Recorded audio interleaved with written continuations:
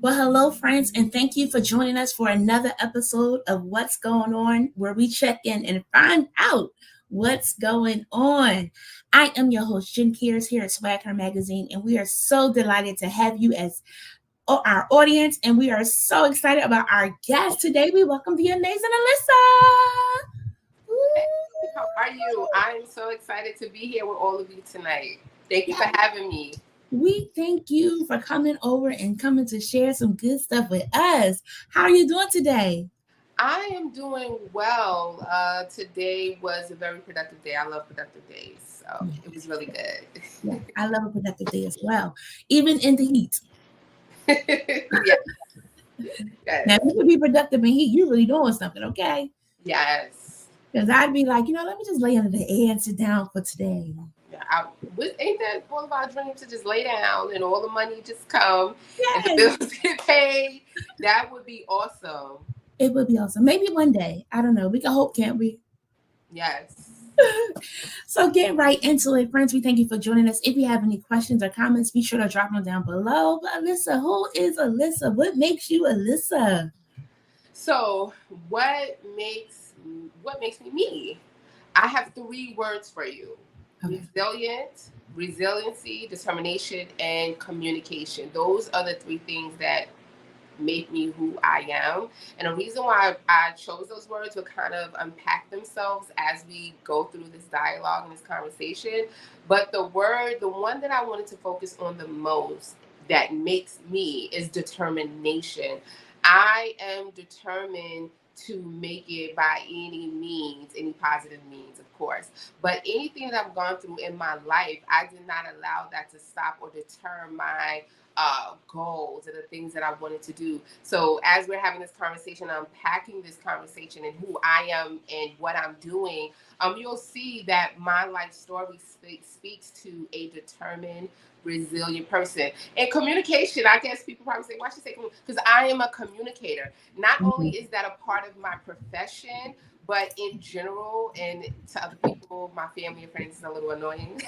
I like to communicate about everything because through my education and through my profession, I've learned the power of communication and clear Mm. communication and effective communication. Now, friends, I promise that's not a cuss word, but this is a word that we really need to engage in more of that communication.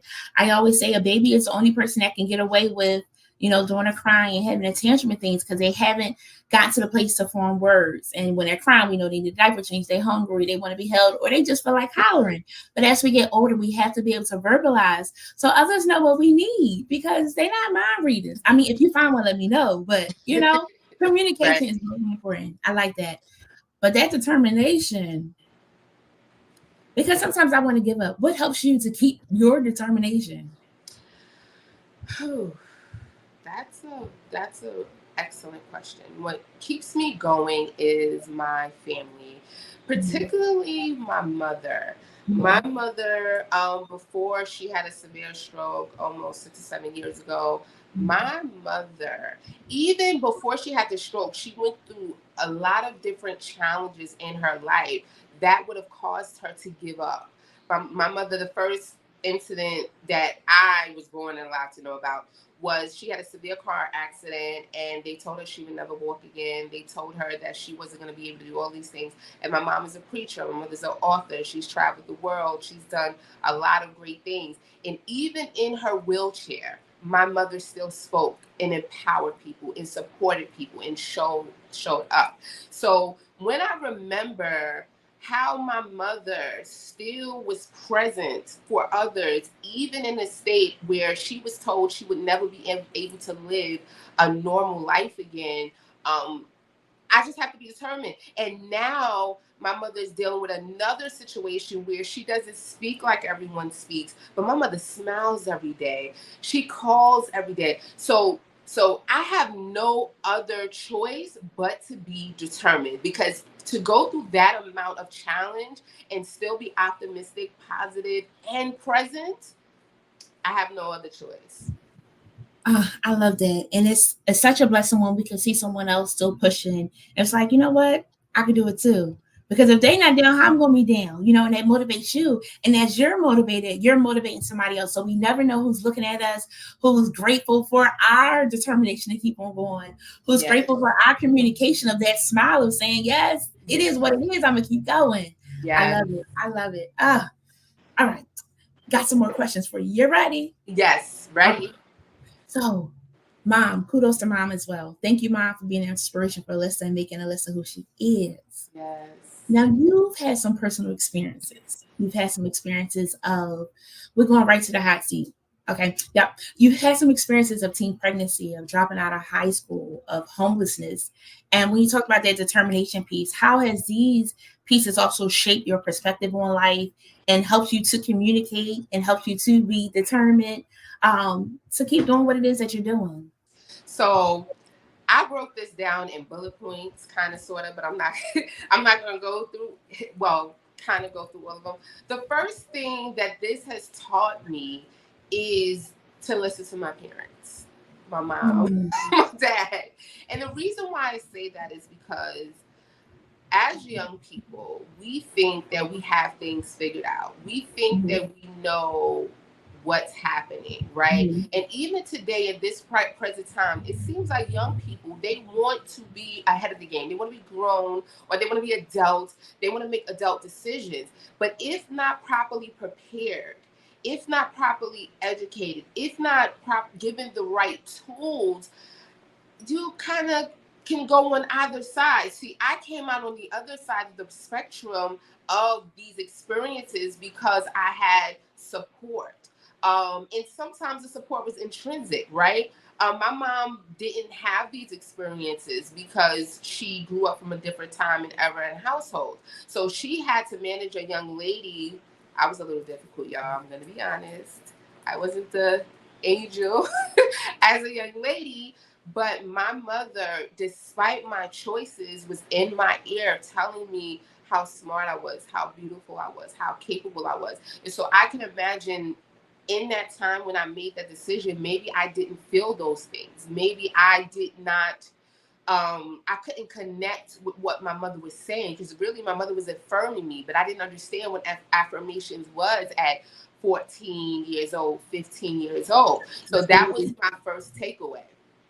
My second takeaway was that even when we make choices prematurely that would seem to derail our purpose and who we are supposed to be in this life, that does not mean that you have to fail, right? You can actually still be successful and make some really bad choices in life, right? And so that was my second point that I've got from my experience, is to take that experience and learn from it, to take that experience. And it gave me a different level of compassion for people who have been in those scenarios, especially homelessness. Can you imagine? I was in a shelter. I can't remember the age, but I was really young. It was early 20s. I went from being a high school dropout, teen mom, to getting degrees, to becoming a social worker in the shelter, to become a director of a shelter. And so that other perspective is maybe all of the things that I went through, I needed to go through so that I can help somebody else. And so that was my other perspective that I gained from my experience. I love it. I love it. That first one. And again, we're trying to help you, friends. Listen to your parents, whether you're 5, 15, 21, 75. Sometimes our parents still have some wisdom that we don't quite know, right? Yeah. And they're gifted with the task of trying to point us in the right direction. And for those of us that don't have parents, those that we see that are really wishing well for us, we want to take heed to what it is they're saying, because they're trying to help us. If it don't agree with you or it feels a little off, then okay. But and sometimes actually your parent might say something you don't agree with it, but they're trying to help you. So like within reason, I'm saying. But sometimes, we got people that are really trying to help us, and we're like, I'm wrong. I got this. Yes. And then we get ourselves in some stuff. And then we make the grown decision, and then we got to call the person back or say, hey, mom, hey, dad, hey, auntie. Yes. Like, we have to reach out to those people that were telling us, look, this is a better way. This is a I've been there. I've lived this, right? And so that is another takeaway. If I want to give a number 3, is that those who are trying to guide us in life, especially those that are of age and those of older age, they have lived certain experiences that we have not. They understand what it takes to raise children, whether it's biological or not. They know what it is to have to pay bills and have to work a job and have to sacrifice. And so I had to sacrifice a lot before I really started living, because I was a young woman taking care of a child. And when you have a child, you have to put their needs before yours. It's not until you become an adult that you then realize what your parents were saying had so much truth. When they said, I want McDonald's, when you said I want McDonald's, they say there's food at home. As you become an adult and you get to meet Mr. Bill, who's faithful like none other, sometimes you got to start saying, you know what, Jennifer, there is food at home. Remember when you went grocery shopping, go eat that. It is those little things that now, become more impactful that we're trying to do. Like, why you got all these lights on? I'm like, yes, my electric bill. Turn these things off. It's those little things. Let me tell you, and I'm trying to teach my now 25-year-old, I'm trying to teach him that. He wants to buy food every day. And I'm like, cook. And so then he's calling me like, hey, Ma, I need money for a haircut. But I'm like, budget? See? Yes. Oh, goodness gracious. It's something else. But listen to our moms. I like that part of like that premature choices too, and having compassion, because I think sometimes too, some get older and they forget when they were younger, when they did some things and they didn't always listen to their parents, or they try to go outside and be outside. But having that compassion for somebody else, really, really big. That is huge, because it gives you a different lens and a different perspective on how to view the experience, even if you haven't lived. So that's like a thing, as being a social worker and working in different spaces with different populations. I don't have to have been addicted to a drug to understand that I should show a level of compassion, because I don't know what it's like. I don't know what the experience is. So to extend that compassion to them in that moment, to try to learn and understand what that journey and that experience was like, that helps a person be able to feel comfortable, to feel safe, to feel supported, to be able to communicate. Which makes a difference. To have a place to be safe. You are in the field of social work. How did that come about? Were those experiences that think of creating a safe haven, that piece of being compassionate, knowing from your experiences how you would want somebody to show up for you? What all helps you to be, I'm sure some of those pieces possibly helps you become a social worker, but what was like the nail on the thing to say, yes, this is definitely what I want to do? Well, the truth is, my life experience actually did not inspire me to be a social worker. Oh, look at that. You learn something every day. Tell me more. So I went through a series of different careers that I wanted to be into. And what inspired me to go into social work specifically is because I actually wanted to be, so early on I had this, I don't want to say obsession, but I had this connection with wanting to understand human behavior and why people do the things that they do. So that led me on the path of going to school for psychology, but I ended up getting a liberal arts degree. So I studied psychology, and I also studied substance use and abuse. And so then I started talking to different people about different types of therapy. And then I said, I actually wanted to be a marriage family therapist. Then I was like, maybe I want to be a psychologist. And so I started talking to people in these different spaces and said, hey, they was like, look, become a social worker. You're going to get the same money. You're going to have you're going to be able to do the same type of work that we do, just for the less school time. Look, let's tell the truth, okay? And so that was more so why I ended up in social work. More so, that's why. Gotcha. Now it's funny. I loved it. I do too. It's funny when you said it. So I went to school for social work too, right? And then I found that after giving people resources, they need somebody to talk to. So I then went to school for marriage family therapy. Funny that the stories are kind of parallel, right? Wow. Because social work, you want to give them resources, but the therapy part is where they need somebody to talk to. And with social work, you can do both sides of it. So I do agree that it does cover both sides. And it's just so important, like you said, that communication, that compassion to be able to help somebody else.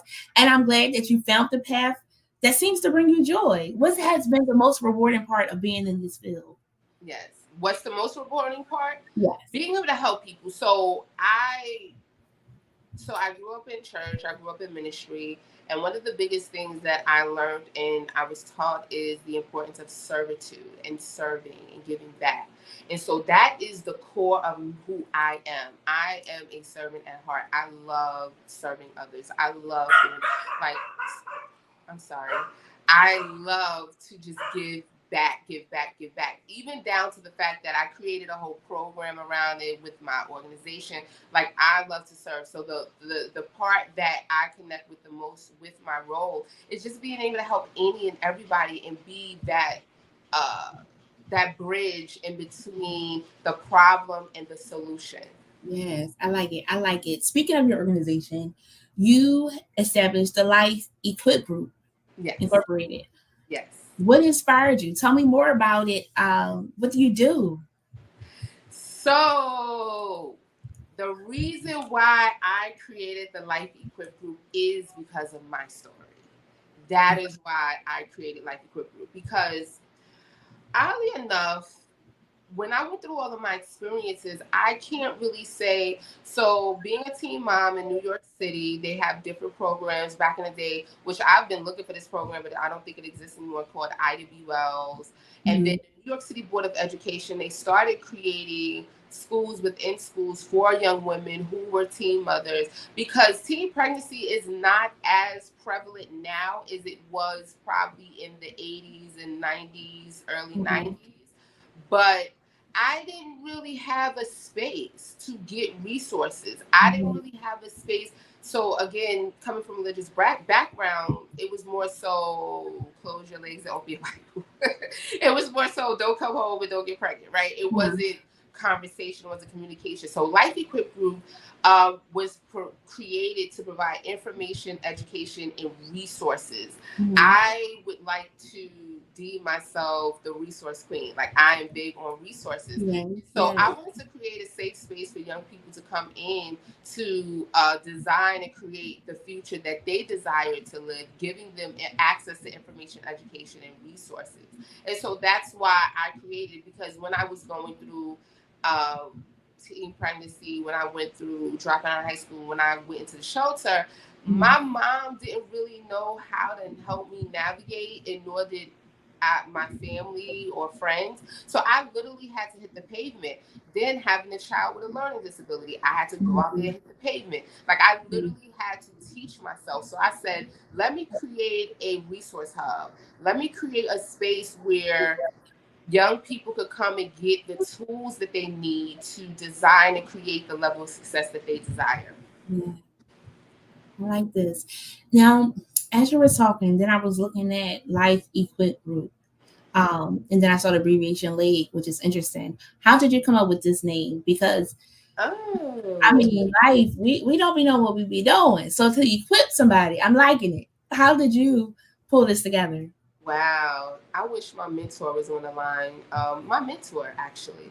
So, my mentor does something where he does navigation sessions and he Mhm. helps people, and he does branding. And Okay. so, I had this. So, funny enough, the original name of the organization or group would have been Single Mother Success Club. Okay. That's where I started with. And Okay. when we started to talk and unpack a lot of things, he and I started to think more. I said, "Hey, I don't want it to just be about single moms. I actually want to broaden it." So honestly, he is Ricardo. He is the mastermind behind the creation of the name, and it Mhm. fully embodied what it is that I wanted to do. Yeah, very nice. Thank you so much for inspiring Alyssa to create Yes. the life equip. Okay. So you have a lot of different initiatives under Life Equip Group. So I'm going to go through a couple of them, and if you could just share a little bit. The first one is Leg Cares. What is Leg Cares? So, LEG Cares is the Oh, charitable arm yeah. of the organization. So, what Okay. that means is we partner with organizations that may be larger than us or at the same space as us, and we raise money. We collaborate for the causes that align with our organization's mission. So, for instance, I haven't done it in about a few years, which I hope to do it again soon. We would partner with AIDS Walk New York. And so I would do something called Paint for a Cause.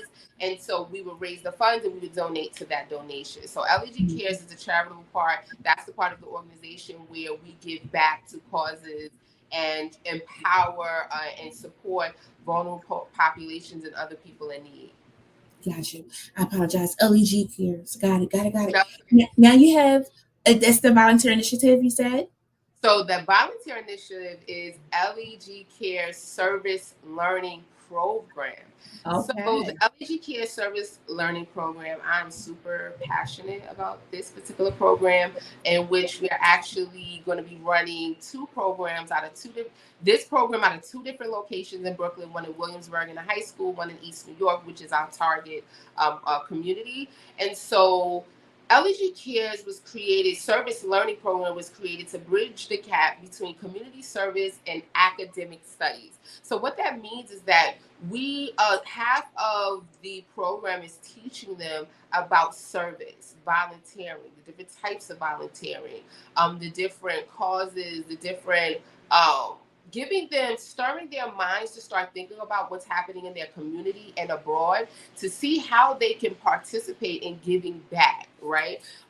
Building our future leaders, our future politicians, our future, whatever it is that they decide to be, helping them understand and learn that there are things that are happening in the world that's really serious, but we can be a part of it. And so we help them design their own volunteer projects.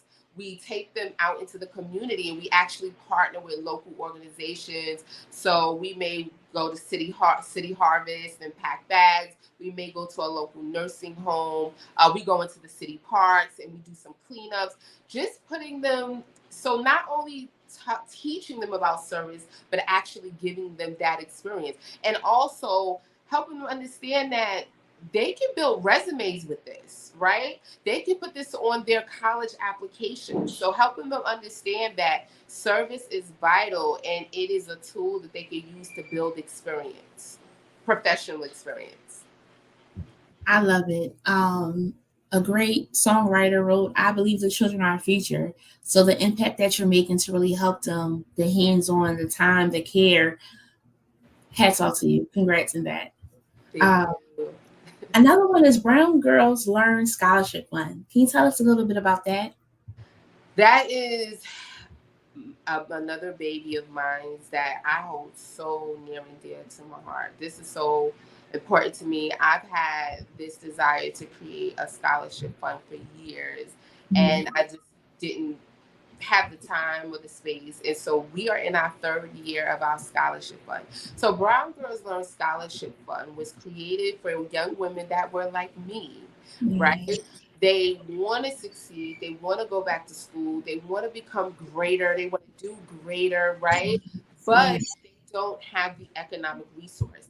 So I created the Brown Girls Learn Scholarship Fund so that they would be able to, so I would be able to help facilitate and support their goals. We actually awarded our first recipient last year, and she graduated from nursing school at the top of her class. Congratulations. Apartment.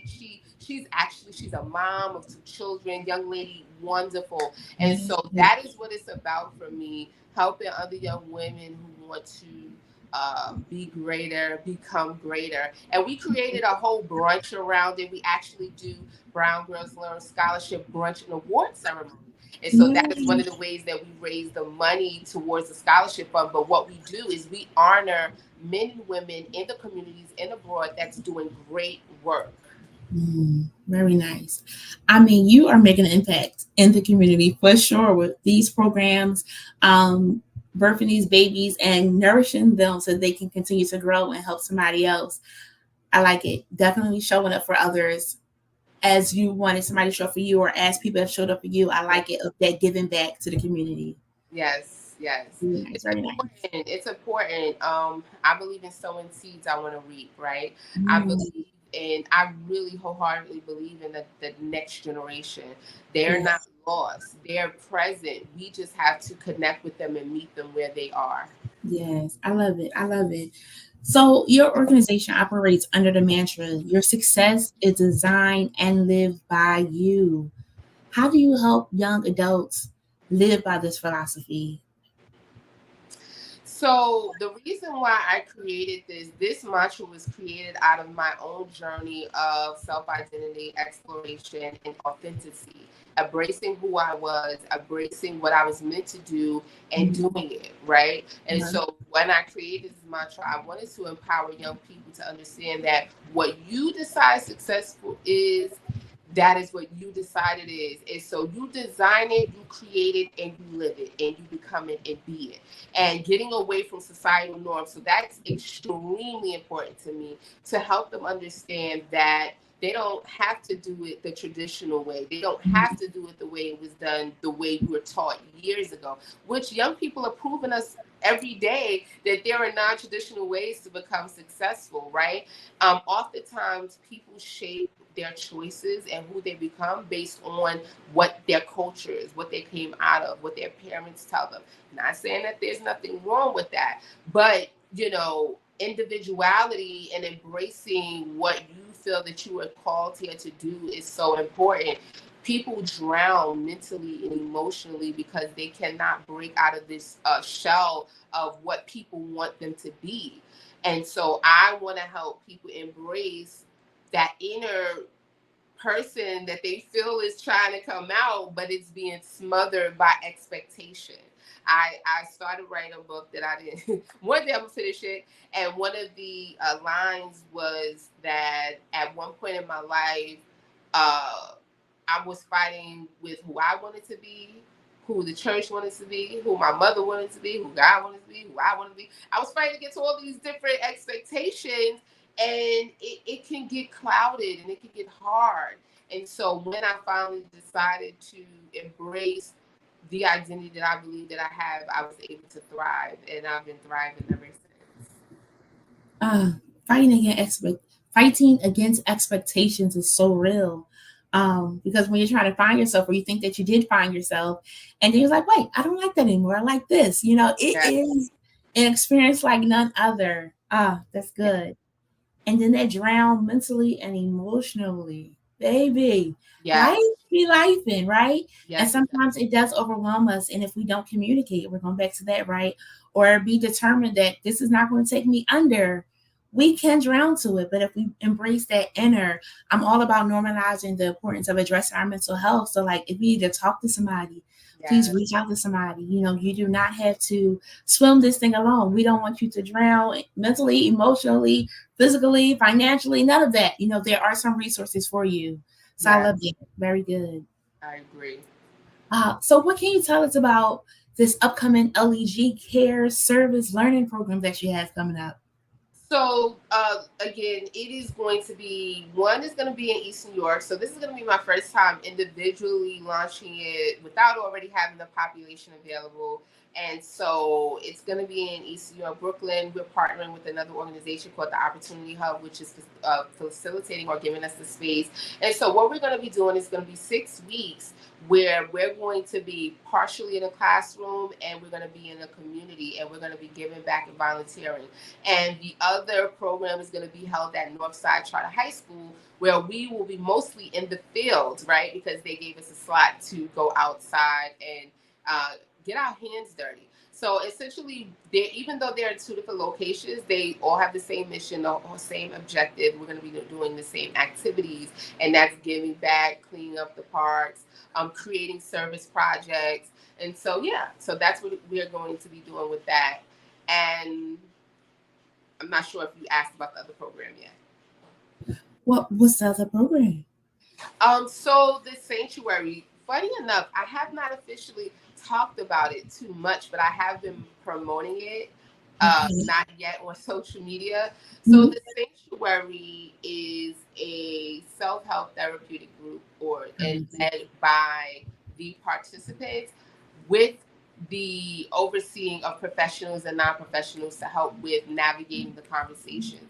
The reason why I created this was to create a safe space for young people to be able to come together and just unload, Yeah. unpack, have hard conversations, have funny conversations, just to connect, right? It doesn't always have to be heavy, but just to create a safe space where I had a long day, I don't know, I'm feeling all of these different feelings. Let me talk Mhm. with another group of young people, or that may be able to identify, or they can help give me some tools or some tips and make me help me with feeling safe.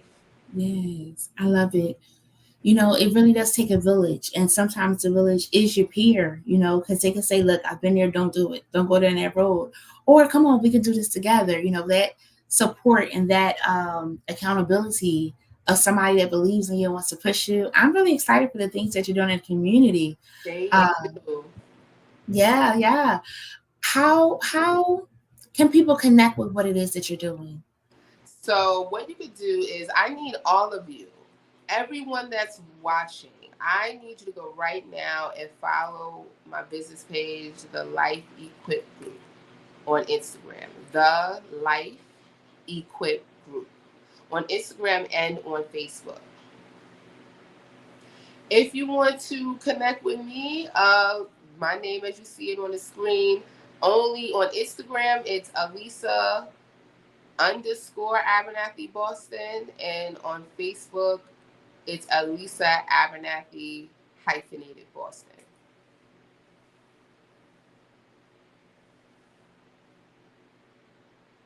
There we go. Let me make sure I got that. The Life Group.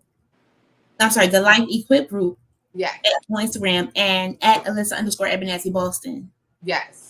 Got you. So, friends, you want to follow to see the amazing things that she's got going on for the community, for our children of the future. And if we don't know nothing else, our babies need someone to help keep them excited and thriving as they're finding out what it is that they want to do. Because that part they're fighting against, we do that all the time. So I can only imagine what they're doing when they're trying to find out who they are. So, friends, be sure to follow Alyssa. She's got some amazing things going on. Is there anything else you want to share with us? I just want to invite everyone, if you go onto the Life Equip Group page, I want to invite everybody to this year's Brown Girls Learn uh, brunch and award ceremony. Right now, we have a special where the tickets are only $50 and until Sunday. But the reason why I'm inviting all of you, because not only will we be honoring some great people, it is going to be a day jam packed with empowerment, with community, with networking. We have a pre-event where we are doing a panel discussion, and it's called The State of Our Future, where we're going to be bringing in people from across different uh, perspectives or spaces, whether it's mental health, finance, media. We're going to just talk about the state of our future and where we're going in those different spaces. And then we're going to have an awesome keynote speaker during the brunch. So we're giving away food. It's going to be food included, gifts included.